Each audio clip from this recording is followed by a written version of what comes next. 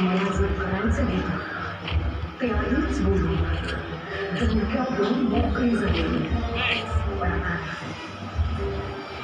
आता ही साई न बोलता न सांगता वाट तसे सगळं काही गमून बसलेल्या माणसाला कशाचीच भीती मिळत नाही. सगळं काही होऊन गेलं.